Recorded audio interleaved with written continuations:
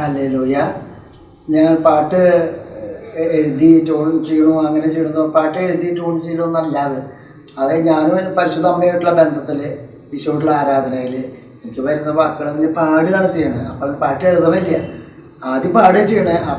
ആ പാട്ട് ഉള്ളിൽ വരുമ്പോൾ ഒപ്പം തന്നെ എഴുതി ആ ട്യൂണും ഒപ്പമുണ്ട്. അതുകൊണ്ട് ട്യൂൺ ചെയ്യാൻ വേണ്ടി പിന്നെ ഒന്നും ട്രൈ ചെയ്യാൻ ശ്രമിക്കില്ല. അങ്ങനെ ഒരു ഇത് എനിക്ക് വരുന്നില്ല. ഞാനിങ്ങനെ ഒരു കത്തോലിക്ക സഭയിൽ നമ്മുടെ ഇതിൽ അങ്ങനെ ഒരു പാട്ട് എഴുതുന്ന ആളാണെന്നുള്ളത് അറിഞ്ഞ് വരാനുള്ള ആദ്യ കാരണം, ആരംഭ കാരണം തിരൂര് സെൻറ്റ് തോമസ് ഇടവക. അവിടെ ഒരു വീട്ടിൽ ഞാൻ എല്ലാ വീടുകളിലും ഞാൻ പഠിക്കും അതിനൊക്കെ പോകാൻ കാരണം കൊണ്ട് എല്ലാ വീട്ടുകാരും എനിക്ക് നല്ല സമ്പർക്കമാണ്. അപ്പോൾ പെട്ടെന്ന് അവിടെ ഒരു കുടുംബ സമ്മേളനം എന്താണ് നടക്കുന്നത്, വാർഷികം എന്താണ്. അപ്പോൾ കുടുംബ സമ്മേളനത്തിൻ്റെ വാർഷികം. അപ്പോൾ അത് നടക്കുമ്പോൾ മൈക്ക സെറ്റിൻ്റെ പാട്ടൊക്കെ കേട്ടു. പാട്ട് കേട്ടപ്പോൾ എനിക്ക് അങ്ങോട്ട് പോകാൻ തോന്നി. അപ്പോൾ ഞാൻ യേശുവിലേക്ക് വന്നിട്ട് കുറച്ച് കാലമായിട്ടുണ്ട്. അപ്പോൾ ഞാൻ അവിടെ ചെന്നപ്പോൾ അവിടെ എന്നെ കണ്ടപ്പോൾ രാജു നീ ഒരു ഡാൻസ് കളിച്ചറായിരുന്നു. ഞാൻ ഡാൻസ് കളിക്കുന്ന ആളെന്ന് എല്ലാവർക്കും അറിയാം. ഞാൻ പണ്ട് ഡാൻസുകാരനായിരുന്നു. നീ ഒരു ഡാൻസ് കളിക്കടാ എന്ന് പറഞ്ഞു. അപ്പോൾ ഞാൻ പറയോ ഡാൻസ് ഞാൻ കളിക്കില്ല, ഞാൻ ഒരു പാട്ട് പാടാം എന്ന് പറഞ്ഞു. എന്നെ പറഞ്ഞത് ഞങ്ങളുടെ നാട്ടിൽ ചെറുപത്തൂര് മാത്തുണ്ണി എന്ന് പറഞ്ഞൊരു ചേട്ടനാണ് കേട്ടോ. ആ ചേട്ടൻ എന്നെ വിളിച്ചു പറഞ്ഞു. അപ്പോൾ ആ ചേട്ടൻ വിളിച്ച കാര്യമില്ല, പണ്ട് എൻ്റെ അപ്പ വൈകിട്ടിരിക്കുമ്പോൾ വന്ന് കാണാൻ വരും, ചായ കുടിക്കാൻ കാശൊക്കെ കൊടുക്കും. ആ ചേട്ടൻ അവർ സൂറേക്കാരായിരുന്നു. ആ ചേട്ടൻ RCയിലും ഒക്കെ സജീവമാണ്. ആ ചേട്ടൻ അങ്ങനെയൊന്നുമില്ല, എല്ലാവരും ഒരുപോലെ കാണുന്ന ഒരാളാണ്. അപ്പോൾ ആ ചേട്ടൻ എന്നെ വിളിച്ചിട്ട് രാജു അന്ന് പാട്ട് പാടുന്നു. അപ്പോൾ ശരി എന്ന് പറഞ്ഞു. അപ്പോൾ ഞാൻ പറഞ്ഞു ഞാൻ എഴുതിയിട്ടുണ്ടാക്കിയ ഒരു പാട്ട് പാടുക എന്ന് പറഞ്ഞിട്ട് ഞാൻ അവിടെ ഈ പാട്ട് പാടിയപ്പോൾ അവിടെ ഇരുന്ന റോസ്മേരി സിസ്റ്റർ, അന്ന് ആ സിസ്റ്റർ കോലഴി മഠത്തിലാണ് ഇരുന്നിരുന്നത്. എത്ര കൊല്ലം മുമ്പ് 1996 കാര്യമാണ് കേട്ടോ പറയണത്. അപ്പോൾ റോസ്മേരി സിസ്റ്റർ, പിന്നെ ബാബു ജോൺ മാഷ്, തിരൂര് ഉണ്ടായിരുന്നൊരു ബാബു ജോൺ മാഷുണ്ട്. അപ്പോൾ ഞങ്ങൾ വീട്ടിലൊക്കെ തമ്പി മാഷ് എന്ന് വിളിക്കുക. ഞാൻ അവരുടെ വീട്ടിലൊക്കെ പണിക്ക് പോകാറുള്ളതാണ്. എനിക്കൊരു പേന സമ്മാനം തന്നു. അപ്പം ഞാൻ എഴുതിയൊരു പാട്ടാണ് ഞാൻ പാടാൻ പോണത്. എനിക്കത് പാടാതിയായ ആഗ്രഹം ഉണ്ടെന്ന് പറഞ്ഞു. പാട് എന്ന് പറഞ്ഞു. പാടി കഴിഞ്ഞപ്പോൾ നല്ല കയ്യടി എന്നോട്, ഇത് നീ എഴുതിയതാണോ ചോദിച്ചിട്ട് സിസ്റ്റർമാരും അവിടെയുള്ളവരെല്ലാവരും അതെ എന്ന്. അങ്ങനെ എനിക്ക് പേന സമ്മാനം തന്ന സിസ്റ്റർ ബാബു ജോൺ മാഷ് എന്നെ പറഞ്ഞു. വെള്ളിയാഴ്ച ഞങ്ങൾ ഇവിടെ ഒരു കൂട്ടായ്മയുണ്ട് തിരൂർ പള്ളിയിൽ, സുരേന്ദ്രൻ പറ്റുക വായു ഇന്ന സമയത്ത് വന്നോളണം, അല്ലെങ്കിൽ ഇത്ര സമയം കഴിഞ്ഞിട്ട് പോകാവൂ, അങ്ങനെയൊന്നുമില്ല. ഇഷ്ടമുള്ള സമയം എപ്പോഴാണ് സൗകര്യപ്പെടുന്ന സമയം ആ സമയത്ത് കയറി വരാം. ആ സമയത്ത് എപ്പോഴാണ് പോകേണ്ടത് എന്നുണ്ടെങ്കിൽ അപ്പോൾ പോകാം. അവിടെ അങ്ങനെ സമയത്ത് തന്നെ വലിയ സമയത്ത് അങ്ങനെയുള്ള കണ്ടീഷനുകളൊന്നുമില്ല, ആർക്കും വരാം, ഏത് വിഭാഗക്കാർക്കും വരാം എന്ന്. അങ്ങനെ ബാബു ജോൺ മാഷ് എന്നെ ക്ഷണിച്ചു. അവിടുന്ന് കുറച്ച് ദിവസം കഴിഞ്ഞപ്പോൾ ഞാൻ അടുത്ത വെള്ളിയാഴ്ച ദിവസങ്ങളിലാണ് അവിടെ. വെള്ളിയാഴ്ച ദിവസം ഞാൻ പോയി കൂടി. പിന്നെ അത് സജീവമായി. അപ്പം തുടർന്ന് ഇങ്ങനെ പാട്ടുകൾ എഴുതി തുടങ്ങി. അപ്പോൾ ആദ്യമായിട്ട് ബാബു ജോൺ മാഷൊക്കെ ആയിട്ട് ഒരു 12 പാട്ട് അവിടെ ബുക്കിൽ അച്ചടിച്ചു. അപ്പോൾ എൻ്റെ മാത്രമല്ല കുറേ മക്കളുടെ പാട്ട് അച്ചടിച്ചിട്ടുണ്ട്. എൻ്റെ പാട്ടാണ് കൂടുതലുണ്ടായിരുന്നത്, 12 പാട്ട് എനിക്ക് ഓർമ്മയുണ്ട്. ആ 12 പാട്ടും എൻ്റെ ഒന്നും തിരുത്തേണ്ടി വന്നില്ല. ആനി ജോർജ് എന്ന് പറഞ്ഞ ടീച്ചറിൻ്റെ തൊട്ടടുത്ത മലയാളം ടീച്ചറാണ്. ആ ടീച്ചറെ നോക്കിയാൽ എൻ്റെ മാത്രം ഒന്നും തിരുത്തേണ്ടി വന്നിട്ടില്ല. മറ്റുള്ളവരും എല്ലാവരും തിരുത്തിയിട്ടില്ല, ഒരു അക്ഷരം വാക്കോ ചിലതൊക്കെ മാത്രം തിരുത്തിയിട്ടുള്ളൂ. അപ്പോൾ എൻ്റെ ഒന്നും തിരുത്തേണ്ടി വന്നില്ല.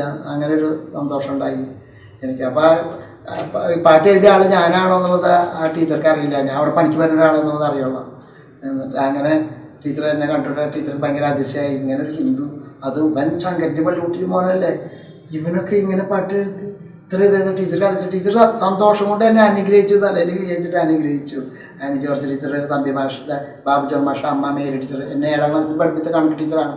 ആ ടീച്ചറും അതെ എന്തൊരു സന്തോഷത്തിൽ അവർ അത്രയധികം ഞാൻ പഠിപ്പിച്ച ഒരു മകൻ ഒന്നും പഠിക്കാൻ പഠിക്കണമല്ലാത്തവൻ ഇത്ര ഇങ്ങനെ പാട്ടുകൾ എഴുതിയെന്ന് പറഞ്ഞാൽ ടീച്ചർക്കും വലിയ സന്തോഷം.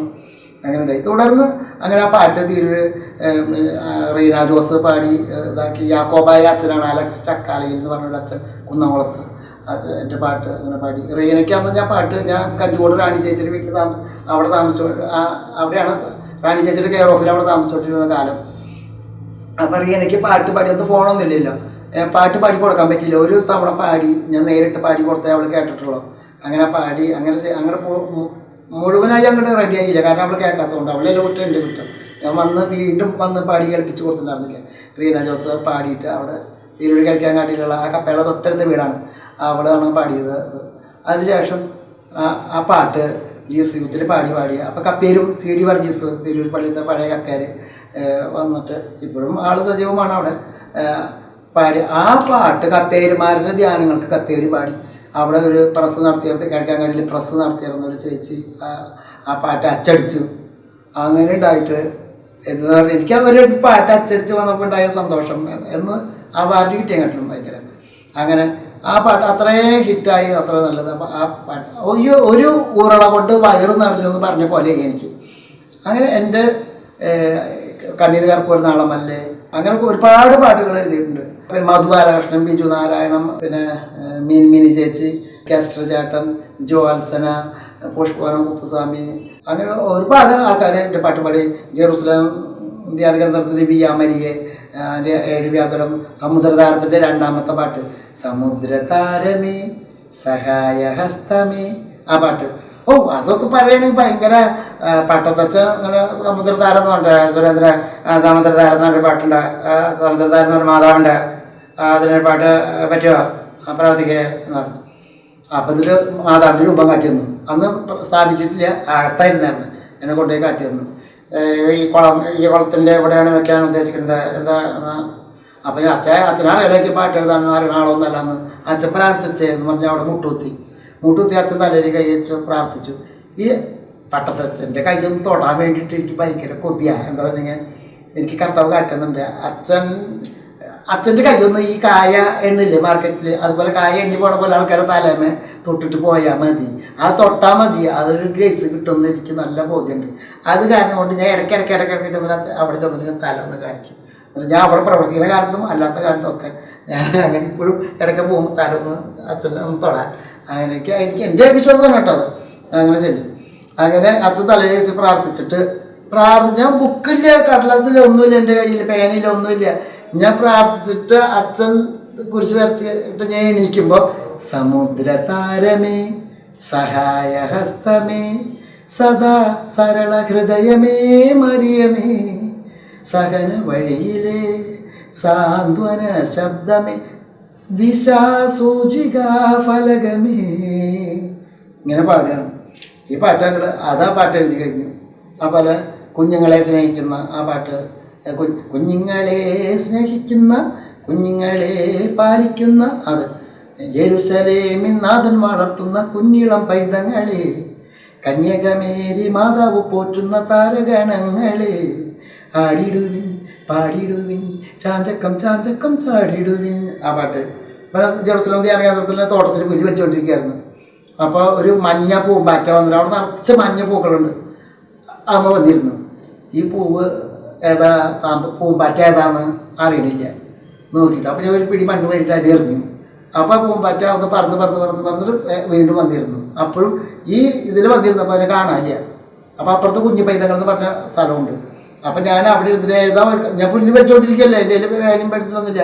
അപ്പം ഞാനൊരു ഈർക്കിലി അവിടെ നിന്ന് ഓടിച്ചെടുത്ത് ഒരു പൊടിഞ്ഞി വട്ടാന്ന് പറയും, പൊടിഞ്ഞിയുടെ ഇല ഉണ്ട്, അതിന്മേലാണ് എഴുതിയത്.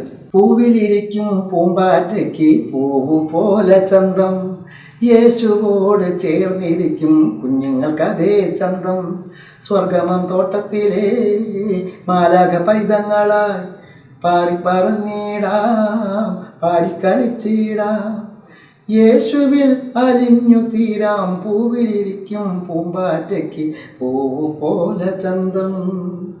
ഇങ്ങനെ ഇപ്പം മുഴുവനുണ്ട്, ഞാൻ കുറച്ച് വേണമെന്ന് മാത്രം. അതുപോലെ അമ്മേ മരിയെ നിൻ കണ്ണുനീർ വീണ് എൻ്റെ ഹൃദയം കുതിർന്നു, എൻ്റെ ആ പാട്ട്. പിന്നെ അതുപോലെ എൻ്റെ അപ്പൻ മരിച്ച സമയത്ത് ഞാൻ ജെറുസലേമിലേക്ക് അപ്പം മരിച്ച കാര്യം പറയാനും വീണ്ടും ഒരു അച്ഛനെ ഒരു പ്രസംഗം മേടിക്കാനായിട്ടും ഞാൻ ചെന്നതാണ്. അപ്പോൾ അച്ഛൻ മണ്ണുത്തിലേക്ക് പോകുന്നുണ്ട്. അപ്പോൾ ആ മണ്ണുത്തിക്ക് പെങ്ങളുടെ വീട്ടിലേക്ക് ബീച്ചിലേക്ക് പോകേണ്ടത്.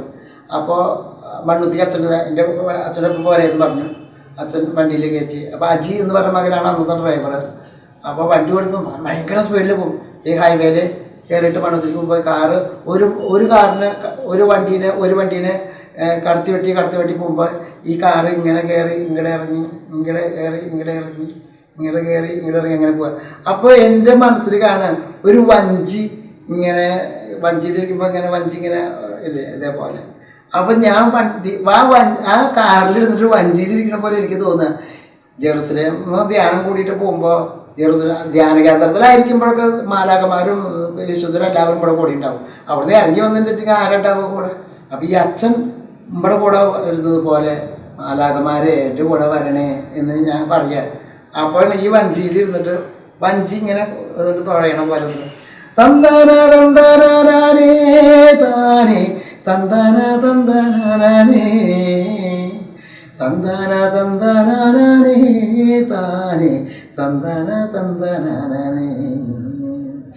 ഈ വചന കൂടാരത്തിൽ നിന്നും യാത്രയാകുമ്പോൾ ഈ വചന സംഗമത്തിൽ നിന്നും യാത്രയാകുമ്പോൾ എന്നോടൊപ്പം നീയും വരണേ റാഫേൽ മാലാകേ എൻ കാവൽ മാലാകേ തന്താന തന്താനേ താനേ. അങ്ങനെ ആ പാട്ട് അങ്ങനെ തന്ന ഞാൻ വണ്ടിയിൽ നിന്നിട്ട് ഞാൻ മനസ്സിലാ പാടിയത്, ഉറക്കെ പാടിയില്ല.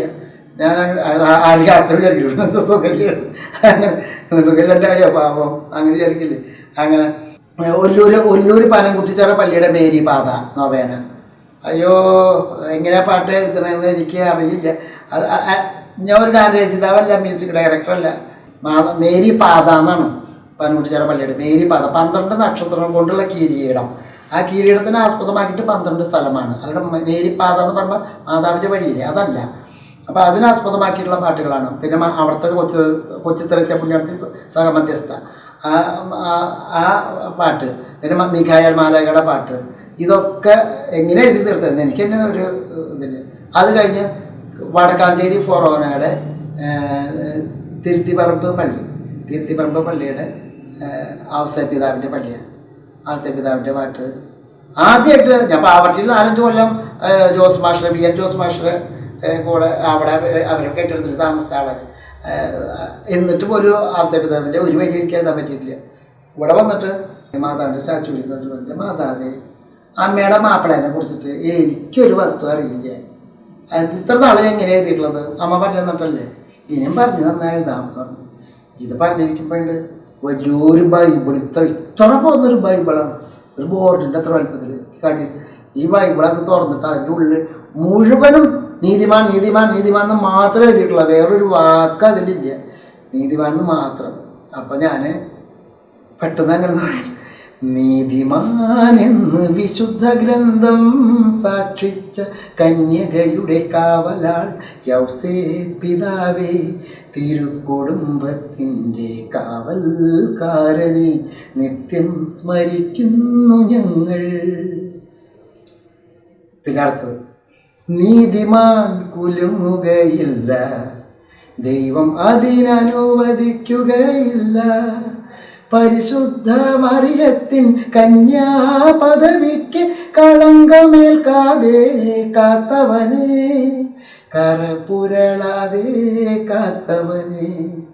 നെക്സ്റ്റ് വരി, നന്മകൾ നീ മറന്നില്ല, നന്മ നിറഞ്ഞവളെ മറന്നില്ല, പരിശുദ്ധാത്മാവിൻ്റെ മണവാട്ടിയായവൾക്ക് സംശുദ്ധ സംരക്ഷയായവനെ, സംരക്ഷണ വലയം ആയവനെ.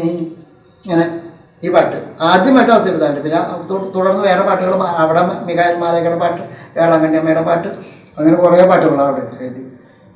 ഇതൊക്കെ ദൈവം എങ്ങനെയാണ് പ്രവർത്തിക്കണമെന്ന് ഈ അനുഭവം നിങ്ങൾക്കൊക്കെ ഉണ്ടാവട്ടെ എന്നാണ് ഞാൻ ആഗ്രഹിക്കുന്നത് പറയുന്നത്. കാരണം പറഞ്ഞാൽ അത് മനസ്സിലാവില്ല, അത് അനുഭവപ്പെടുമ്പോഴാണ് അത് പിടികിട്ടുക. അങ്ങനെ ഒരു ദിവസം തട്ടിൽ മുമ്പാവും എന്ന് പറഞ്ഞിട്ട് ഇവിടെ കുരിയച്ചിറയിൽ അവിടുത്തെ ആൻറ്റിയുടെ വളപ്പിൽ കുറച്ച് ദിവസം എനിക്ക് കിടക്കാൻ ഗ്യാപ്പ് കിട്ടി. അവരെ കെട്ടിട്ടാണ്. അപ്പോൾ അതിൽ വാടകക്കാർ ഒഴിഞ്ഞു പോകുന്ന പറഞ്ഞിട്ട് അവർക്ക് വേറെ സ്ഥലം കിട്ടിയില്ല. അപ്പോൾ ഞാൻ എനിക്ക് പറമ്പിലെങ്കിലും തോട്ടത്തിൽ എവിടെയെങ്കിലും കിടക്കാമല്ലോ, കുഴപ്പമില്ല. അങ്ങനെ കിടന്നു. ആ സമയത്ത് എഴുന്നേറ്റ് നിച്ച് അങ്ങനെ റെയിൽവേ സ്റ്റേഷനിലേക്ക് പോകുമെന്ന് പറഞ്ഞിട്ട് റെയിൽവേ സ്റ്റേഷനിൽ ചെന്നു. അവിടെ ചെന്നപ്പോൾ നീ എടുത്തുചെടുത്ത പട്ടണത്തിൽ സുരേന്ദ്രനല്ലേ, നമ്മുടെ സണ്ണി കാട്ടുകാരെന്ന് പറഞ്ഞിട്ട് ആ ബ്രദർ എന്നെ കണ്ടു. അപ്പോൾ അതേ എന്ന് പറഞ്ഞാൽ ഇടതുചിലത്തെ പാട്ട് സുരേന്ദ്രനല്ലേ ചോദിച്ചപ്പോൾ അതേന്ന് പറഞ്ഞു. നീ ഡൽഹിയിലേക്കുണ്ടോ എന്ന് ചോദിച്ചു. അവിടെ എന്തിനെ മന്ത്രിമാരെ കപ്പിലൊട്ടിയാനാ? നീ കർത്താവിന് ശുശ്രൂഷ ചെയ്യണ്ടാ ചോദിച്ചു. അപ്പം അത് കേട്ടപ്പോൾ ഇതാ ഞാൻ അങ്ങനെ തന്നെ ഡൽഹിയിലേക്ക് പോയി. അതാ രസം. അവിടെ ചെന്നിട്ട് 2 ദിവസം ട്രെയിനിലിരുന്നു. എന്നിട്ട് അത് കഴിഞ്ഞിട്ട് ബസ്സിൽ പോയി. എന്നിട്ട് ഇറങ്ങിയിട്ട് വേറെ ബ്രദറിൻ്റെ കാറിൽ പോവുക. ആ ബ്രദർ ഇപ്പം നമ്മൾ ഇത്ര ദിവസം നമ്മൾ ഇരുന്നിട്ട് നമ്മൾ ആമ്പല്ലൂർ വരെ എത്തിയിട്ടുള്ളോ എന്നാണ് ഞാൻ ചോദിച്ചത്. ആമ്പല്ലൂര്. അപ്പോൾ എന്താ ആമ്പല്ലൂരാ ആ ബ്രദർ? ആ ദേ ഓട്ട് കമ്പനിയുടെ കുഴലല്ലേ കാണണേ. കുത്തബ് മീനാർ കണ്ടിട്ട് ഞാൻ പറഞ്ഞതാ. അത്ര ബോധം എനിക്കുള്ളൂ. കുത്തബ് മീനാറാണ് കണ്ടത്. അതിൻ്റെ അടുത്ത് എത്തി മഹറോളിയിൽ ട്രസ്റ്റ് ഗോഡ് മിനിസ്ട്രി. അപ്പോൾ സപ്ന ജോജു എന്ന് പറഞ്ഞ സപ്ന ട്രേസി ജോജു ബ്രദറുണ്ട്. പഴയ ജേസി ഒരു ബ്രദറാണ്. അദ്ദേഹം അവിടെ ഉണ്ട്. അപ്പോൾ അവിടെയാണ് നിന്ന് അവിടെ കുറച്ച് കാലം അവിടെ ശുശ്രൂഷിച്ചു. അപ്പോൾ ഡൽഹിയിൽ നിന്ന് ചണ്ഡീഗഡ് പോയി. ചണ്ഡീഗഡ് എത്തിയപ്പോൾ അവിടെ റോസ് ബിസ്റ്റിക മാതാവിൻ്റെ സ്റ്റാച്ചു ഉണ്ട്. അവിടെ മേരെ मन में माता मरियम प्यार नदी की पानी है उसकी मुख से ज्ञान की बातें निकलती हैं मेरी माता पवित्र मरियम ईश्वर का दान है मेरा ईश्वर मसीहा को सबसे अच्छा इनाम है मेरी माँ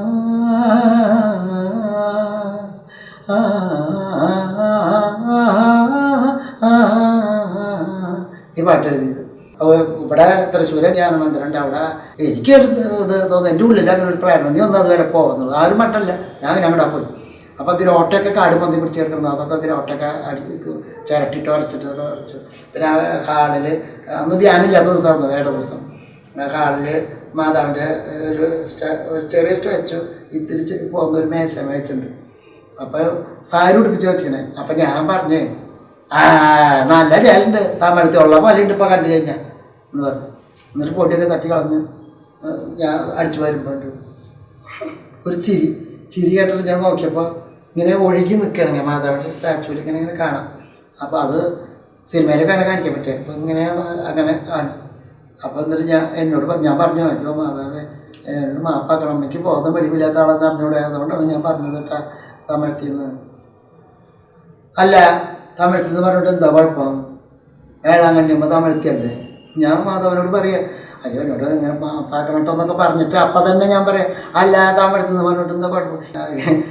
ഞാൻ ഇതേപോലെ എൻ്റെ പ്രാർത്ഥന ഇങ്ങനെ പറഞ്ഞപ്പോൾ മാതാവിനോട് തമിഴത്തിന്ന് വിളിച്ചോണ്ട് എന്താ കുഴപ്പം? വേളാങ്കണ്ണിയമ്മ തമിഴത്തിയല്ലേ എന്ന് പറഞ്ഞപ്പോൾ തമിഴത്തിന്ന് മാത്ര തമിഴിൻ്റെ രാജാത്തിന്ന് എന്ന് പറഞ്ഞപ്പോൾ ഈ മാതാവിൽ കണ്ട ഈ ഇത് സ്റ്റാച്ചുവിൽ കണ്ട ഈ രൂപം എന്നോട് അതൊക്കെ അപ്പോഴും ராஜாத்தி ராஜாத்தி எங்கம்மா என்றும் ராஜாத்தி ரோஜா பூ மாலை போல உள்ளம் சிவந்த ராஜாத்தி ராஜாத்தி ராஜாத்தி எங்கம்மா என்றும் ராஜாத்தி ரோஜா பூ மாலை போல உள்ளம் சிவந்த ராஜாத்தி குக்கு குருவி லல்லலம் அருவி வாழ்வை வதக்கிற பூங்குருவி வாழ்க்கை കൊടുക്കിற തേനരുവി.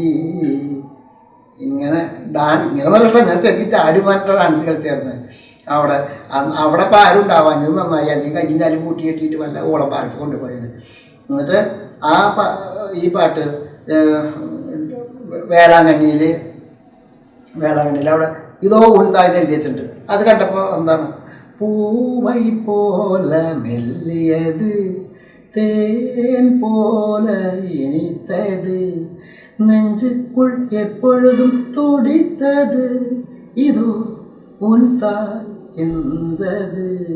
ഈ പാട്ട് പിന്നെ அப்ப ஆராதனை இயேசு ஆராதனை உங்கள் ஆவிக்கு ஆരാധனை ആ ഒരു പാട്ട്. ആ പാട്ട് സന്തോഷം. അരിങ്ങാടിയിൽ പെട്ടി ചങ്ങാതി മറ്റൊരു പെട്ടി പഠിപ്പിക്കുന്നുണ്ട്. സുറായിക്കാരനായിരുന്നു. ആ മകനെ പഠിക്കണേ, എന്ത് നന്നായിട്ടാണ് പഠിക്കണേ. അവർക്ക് ദൈവത്തെ അറിഞ്ഞിരിക്കണം, എത്ര നല്ല ദൈവഭക്തരാണ്, കർത്താവിൻ്റെ മക്കളാണെന്ന് പറയും. എനിക്കിപ്പോൾ സാധാരണക്കാരനൊക്കെ പഠിക്കും. മധുബാലകൃഷ്ണൻ സാറ് പഠിയത് ആദിത്യധാരിണി ആനന്ദകാരിണി ആത്മജ്ഞാനത്തിൻ ഭാജനം നീ സ്ത്രീകളിൽ ധന്യ അതിധന്യ പ്രഭാമയി ആശ്വാസ ശീതള മാരുത. ഈ പാട്ട് പിന്നെ ബിജു നാരായണൻ എന്ന് പറഞ്ഞൊരു സാറ് എൻ്റെ ഒരു പാട്ട് പാടിയിട്ടുണ്ട്. മാതാവിൻ്റെ പാട്ടാണ്. ഒരു ലത്തിപ്പള്ളി തൃശ്ശൂരത്തെ അവിടെ പാട്ട് പാടുന്ന ജോബി എന്ന് പറഞ്ഞൊരു മകനുണ്ട്.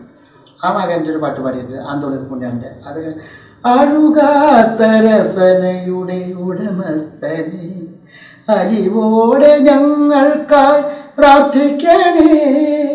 അകതാരിൽ പൈതലാം മിശിഹായെ വഹിക്കുവാൻ അനുദിനം ഞങ്ങൾക്കായി പ്രാർത്ഥിക്കണേ. അനന്ത കോടി ദയാപരനായവനിൻ പ്രിയനായവനെ വിശുദ്ധനാം അന്തോണീസേ. പിന്നെയുള്ള പാട്ടുകളൊക്കെ ഇത് ഇങ്ങനെയൊക്കെയാണ്. ഓരോരോ പാട്ടുകളെ മിനി ചേച്ചി പാടിയിട്ടുള്ള കുഞ്ഞിളം പൈതലായി നിന്മടിയിൽ ഞാൻ മയങ്ങിടും യേശുമാതാവേ.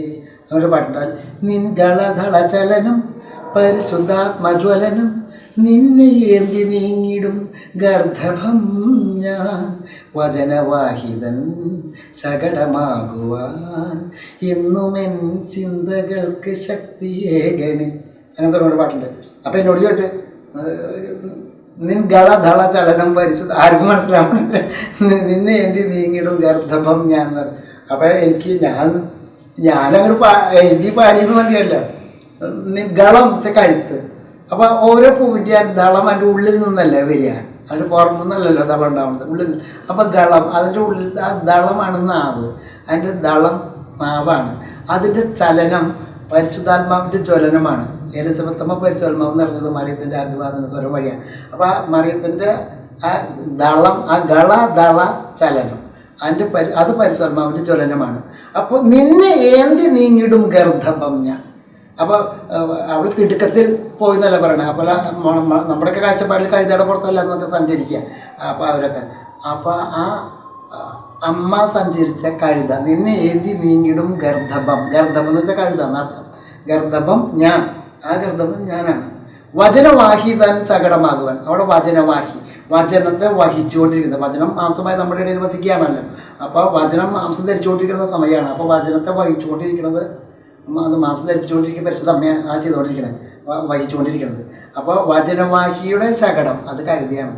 ആ വചനവാഹി തൻ ശകടമാകുവാൻ എന്നും എൻ്റെ ചിന്തകൾക്ക് ശക്തിയേകണേ. യേശുമാതാവേ സ്വസ്തി അംബിനി. അങ്ങനെയാണ് ആ പാട്ട്. റബോനി എന്ന് പറഞ്ഞിട്ട് മിനിമിനി ചേച്ചി പാടി. റബോനി എന്നെ പാപിയായി കാണാൻ നിനക്ക് കൺകൾ, എന്നെ പാപിയായി കാണാൻ നിനക്ക് കൺകളില്ല, എന്നെ കല്ലെറിയാൻ ഉയരുന്ന കൈ നിനക്കില്ല, പാപികളെ തേടി വന്ന സ്നേഹിതനേ, പാപമോചനമേകും ഏകരക്ഷകനേ. റബോനി റബോനി റബോനി റബോനി റബോനി. ഈ പാട്ട് മേന്മേൽ ചേച്ച പാട്. എന്നെ പാപിയെ കണ്ടോ? ആകുമ്പോൾ പാപി എന്ന് വെച്ചാലും എന്നെ പാപിയെ കാണാൻ മൃതമ്പരനെ കണ്ടില്ല. സാധാരണ പറയും എൻ്റെ പ്രാർത്ഥന കേൾക്കണമല്ലോ, എനിക്ക് കണ്ണില്ല മൂക്കില്ല എന്നൊക്കെ പറയും. പക്ഷെ എന്നെ പാപിയെ കാണാൻ ആൾക്ക് കണ്ടില്ലാത്തത്. എന്നെ കല്ലെറിയാൻ ലോകം മുഴുവൻ കല്ലെറിഞ്ഞു, പക്ഷേ കർത്താവ് എന്നെ കല്ലെറിഞ്ഞില്ല. അവനെ കല്ലെറിയാമായിരുന്നു, പക്ഷേ കല്ലെറിയാൻ ഉയരുന്ന കൈ നിനക്കില്ല എന്നുള്ള ബോധ്യം എനിക്ക് വന്നപ്പോണ്ടാണ് ഞാൻ പറഞ്ഞത്. പാപികളെ തേടി വന്നവനാണ്, പിന്നെ പാപികളെ കല്ലെറിയോ? എന്നെ പാപിയെ കാണുന്നു. പാപികളെ തേടി വന്ന സ്നേഹിതനെ പാപമോചനമാകും മേഘാൻ ലോകത്താ വേറെ ആരെങ്കിലും ഉണ്ടോ? പാപമോചനമേകും ഏകരക്ഷകനെ പ്രഭുവിനെ. അതാണ് അങ്ങനെ ആ പാട്ട് വരാണ്.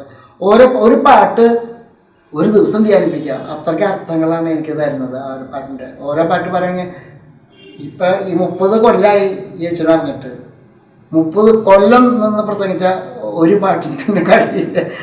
30 ദിവസം പ്രസംഗിച്ച അത്ര. അങ്ങനെയാണ് ഓരോ പാട്ടുകളിൽ ഞാൻ എഴുതിയിട്ടുള്ള. ഒറ്റ പാട്ടും എൻ്റെ തല പോഞ്ഞ ആലോചിച്ച് എഴുതിയതല്ല.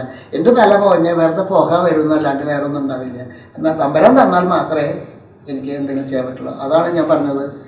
ഞാൻ എന്തായിരിക്കുന്നുവോ അത് ദൈവത്തിൻ്റെ കൃപയാലത്രേ, എൻ്റെ കഴിവല്ല. കർത്താവ് എന്നെ നടത്തുന്നു, എത്ര കാലം നടത്തുന്നോ അത്ര കാലം വരെ.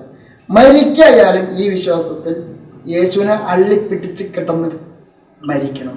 അങ്ങനെ മരിച്ചാൽ മതി എനിക്ക്. അല്ലാണ്ട് വേറെ ഏതെങ്കിലും തരത്തിലെങ്കിലും യേശുവിന് വേണ്ടി ഇങ്ങനെയൊക്കെ എൻ്റെ ആഗ്രഹം പ്രസംഗിച്ചുകൊണ്ടിരിക്കുമ്പോൾ വചനം പറഞ്ഞുകൊണ്ടിരിക്കും കിടന്നു അങ്ങനെ മരിക്കുക.